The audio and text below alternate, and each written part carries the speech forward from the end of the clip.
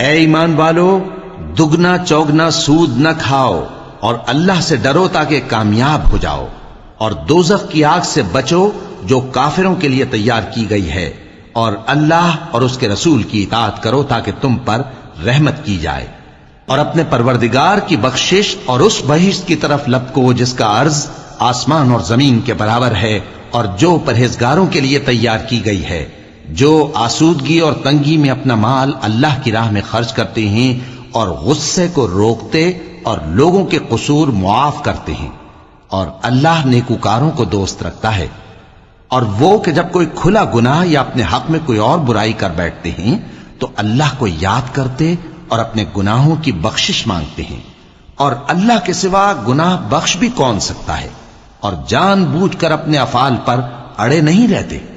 ایسے ہی لوگوں کا صلہ ان کے پروردگار کی طرف سے بخشش اور باغ ہیں جن کے نیچے نہریں بہ رہی ہیں، اور وہ ان میں ہمیشہ بستے رہیں گے،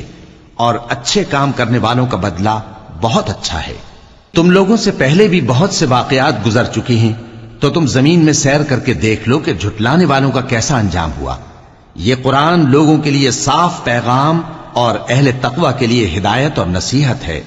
اور بددل نہ ہونا اور نہ غم کرنا۔ اگر تم سچے مومن ہو تو تم ہی غالب رہو گے۔ اگر تمہیں زخم شکست لگا ہے تو ان لوگوں کو بھی ایسا زخم لگ چکا ہے، اور یہ ایام زمانہ ہے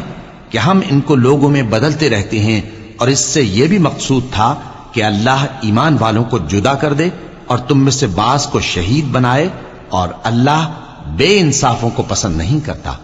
اور یہ بھی مقصود تھا کہ اللہ ایمان والوں کو پاک صاف بنا دے اور کافروں کو نابود کر دے۔ کیا تم یہ سمجھتے ہو کہ بے آزمائش بہشت میں جا داخل ہوگے؟ حالانکہ ابھی اللہ نے تم میں سے جہاد کرنے والوں کو تو اچھی طرح معلوم کیا ہی نہیں، اور یہ بھی مقصود ہے کہ وہ ثابت قدم رہنے والوں کو معلوم کرے، اور تم موت شہادت کے آنے سے پہلے اس کی تمنا کیا کرتے تھے، سو تم نے اس کو آنکھوں سے دیکھ لیا۔